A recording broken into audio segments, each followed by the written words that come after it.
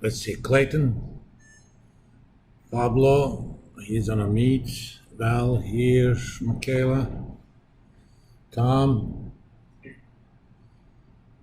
David Kelly. I have an email from him. Let's see.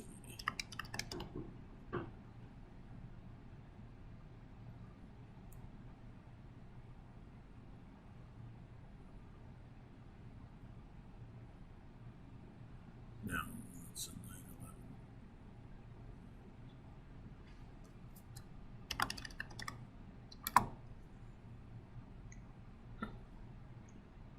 9/11. Piper's excuse, Maynard.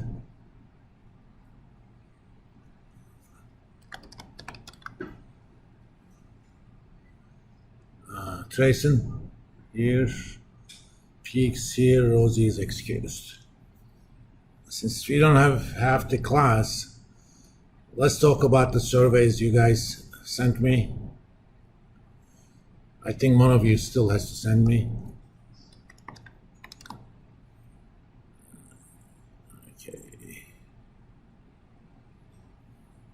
Okay, let's talk about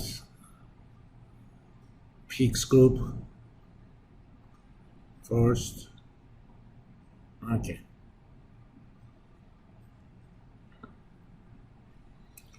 Now, these are the questions you guys asked. Who else is in Michael group? Okay. You guys, we're gonna do the cleaning services for students. Okay. Do you live outside of EK campus? How many miles away?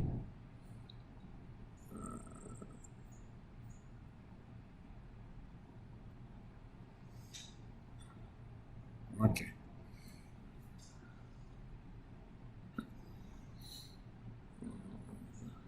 I have no problem with the first one.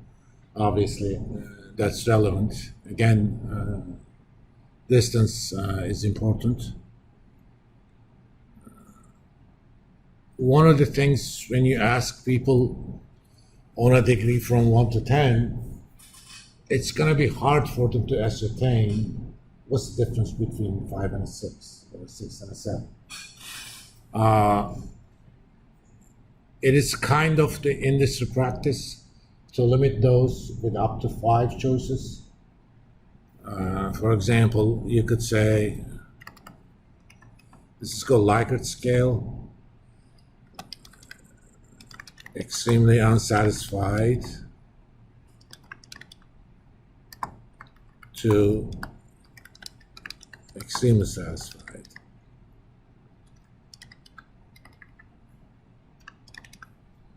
Of course, in the middle you have unsatisfied, neutral, unsatisfied.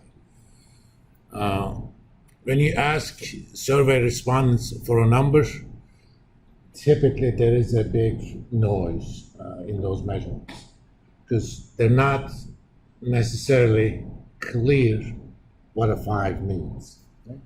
Or what a 7 means. That sort of stuff is fine. You know, when you go to a doctor's office and they say, you know, how would you describe your pain from, you know, a scale of 1 to 10? You know, 1 being it doesn't bother me at all, 10 being it's excruciating.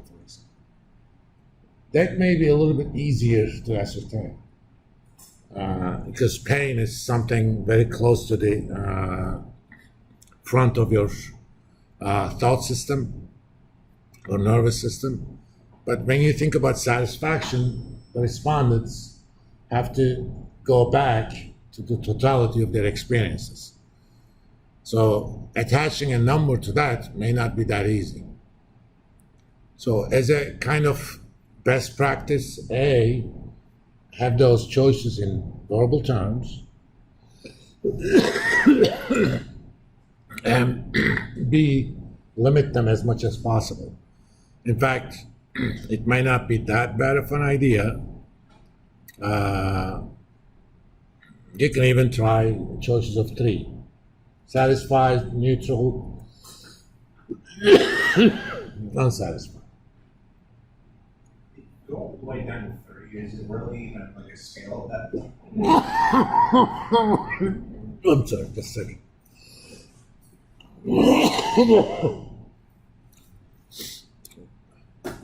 These are not technically scale because these are what we call in statistics ordinal measurements. Just like, for example, temperature is an ordinal measure. $2 versus $10, there's a cardinal difference, okay? $10 is 5 times the amount of $2. So you can actually divide two cardinal measurements and make sense out of it. But in ordinal measurement, that's not the case. You know, what's the difference between 60 degrees and 30 degrees? So is 60 degrees twice as hot as 30 degrees? No. And that number would be 2, for example, under Fahrenheit scale. That would be a different number under Celsius scale. You know, 30 degrees would be -1 Celsius. 60 degrees would be roughly, let's see,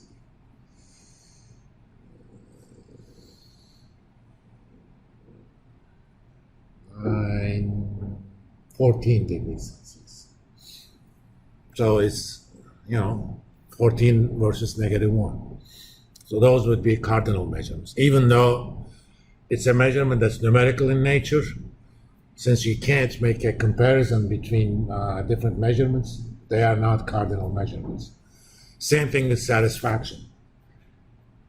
You know, if your scale of satisfaction is 10, are you 5 times as satisfied as somebody who has a satisfaction of 2? No. I mean, every person has their own version of those scales. That's why you want to keep those questions where the tags are verbal instead of numerical. You can still attach numerical measure to them for the purpose of, you know, average statistics and stuff. But for actually getting the response, that's not a good idea. And giving them 10 different choices without actually even designating that they're not limited to integer responses. You know, I'm kind of an asshole with the surveyors when they ask me. If they ask me a question like that, I would have said, you know, 8.735. That 3.375 is complete noise, okay? I'm saying that just to piss them off. Even if I didn't say it just to piss them off, how do you distinguish between 8.375 and 8.3? Since relative comparisons differ from person to person. So don't get into that. And it's kind of easy to do. For example, let's go to Google Surveys. Let's actually kind of put your survey into Google Surveys. Let me go to my drive.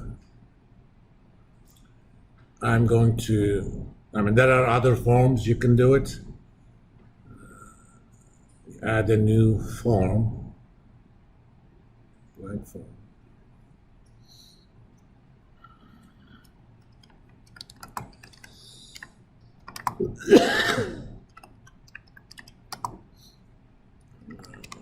Campus Butler, okay? I just gave a name for your company. Obviously, you're not limited to that. In any survey, especially if you're going to deliver these surveys electronically, always provide a description about purpose of the survey. What are you trying to achieve? So that people should get, not necessarily achieve, but what are you interested in? People should have an idea about the context. Just like languages, a survey is a form of communication, right? In any language outside of English, context is very important. Even in English, it's very important. But in general, in communication, context means a lot. So we would like to assess demand for a possible Campus Butler Service.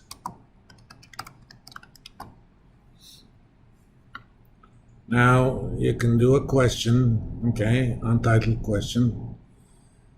Your first question is, do you live outside the campus? So let's make that checkbox, okay?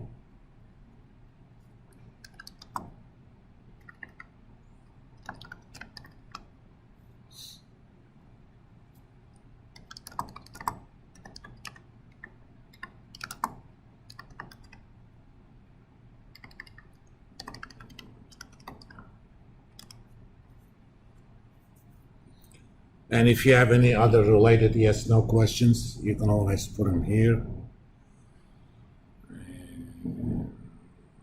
I'm gonna make that required. Let's add a second question. Oops.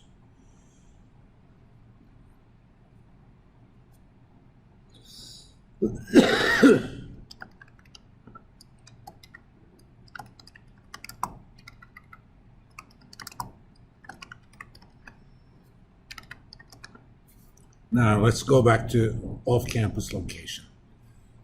You could ask how many miles away, but again, you don't want to introduce noise because of people's inability to measure distances.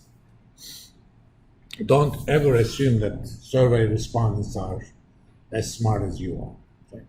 You may know exactly how many miles you live from campus.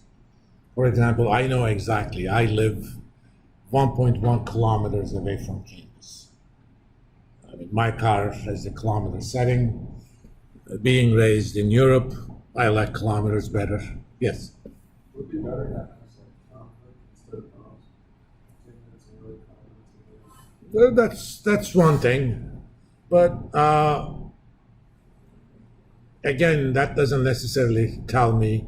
You can ask both, actually. So some people may live 2 miles away, but it could be a busy 2 miles. If you live 2 miles down bypass, in the morning, that thing takes 10, 15 minutes. I mean, I used to live, I don't remember what's the name of the thing, off of, what you want to call, Irvine Avenue or Irvine Road. And that left turn in the morning, it could take you 3 lights. It's only 3.1 miles from here, but it takes you sometimes 20 minutes to get here. But if you lived on the other side, 3 miles, that probably takes you 10 minutes, depending upon any left turns and stuff. So you could ask actually both. That's another way also, or another way of figuring out consistent remarks. Sometimes people screw up with, surveyors. Or,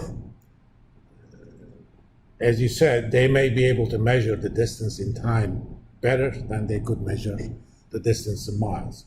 So ask both. But in either way, always ask these things in ranges, unless, it makes a material difference to what you're going to do. If you're asking them how much they would be willing to pay for a service, ask that in dollars instead of ranges.